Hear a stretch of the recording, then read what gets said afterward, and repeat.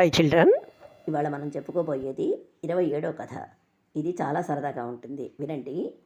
పూర్వం అవంతి రాజ్యాన్ని పరిపాలించే దేవసేనుడు ఒకరోజు మంత్రితో కలిసి వేటకు వెళుతుండగా దారిలో గుర్రం బెదిరి ఎంత అదుపు చేసినా ఆగకుండా పరుగు తీస్తూ మిట్ట మధ్యాహ్నానికి ఊరి బయట ఉన్న ఒక పూరిపాక ముందు ఆగింది.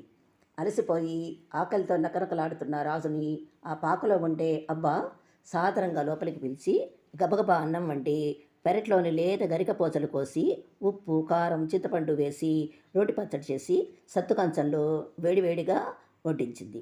రాజు ఆవురావురమంటూ తిని, అవ్వా, నీ గరిక పచ్చడి రుచిని జన్మలో మర్చిపోలేను అంటూ మెచ్చుకోవడమే కాదు, తన మెడలోని ముత్యాల హారాన్ని ఆమెకు కానుకగా ఇచ్చి తను వెతుక్కుంటూ మంత్రి రాగానే రాజ్యాన్ని తిరిగి వచ్చేశాడు.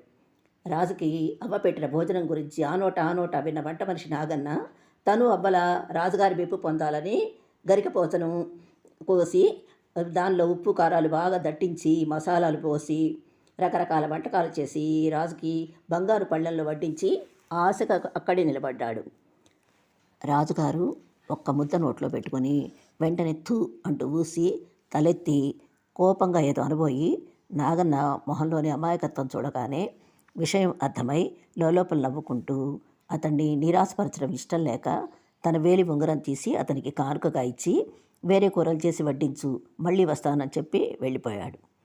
తను అంత కష్టపడి చేసిన వంటకాన్ని రాజుగారు రుచి చూడకుండానే బహుమతి ఇవ్వడంతో ఎందుకో అర్థం కాక తెల్లబోయి చూస్తున్న అతన్ని తోటి పనివాళ్ళు, ఒరే వెర్రినాగన్న, ఆకలి రుచెరగదంటారు. రాజుగారికి ఆ అడవిలో బాగా ఆకలేసి ఉంటుంది. తినడానికి ఏమీ దొరక్క అవ్వ చేతి పచ్చడి పరమాన్నంలా అనిపించి ఉంటుంది.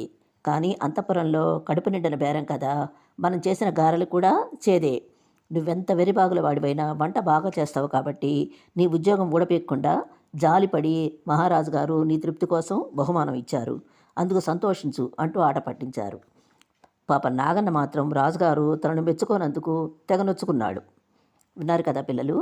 ఎంత గొప్పవాడైనా ఎంత డబ్బున్నా ఒక్కోసారి తినడానికి తిండి దొరకని పరిస్థితి కనుక వస్తే పచ్చగడ్డైనా సరే పలహారం చేయక తప్పదు. ఆకల్లో ఉన్న మహిమ అలాంటిది. అందుకే అన్నం పరబ్రహ్మ స్వరూపం అన్నారు. అందుకే ఆహారాన్ని వృధా చేయకూడదు. సరేనా? ఈ కథ ఇంతటితో ముగిస్తున్నాను. మరో మంచి కథతో మీ ముందుంటాను. సెలవు.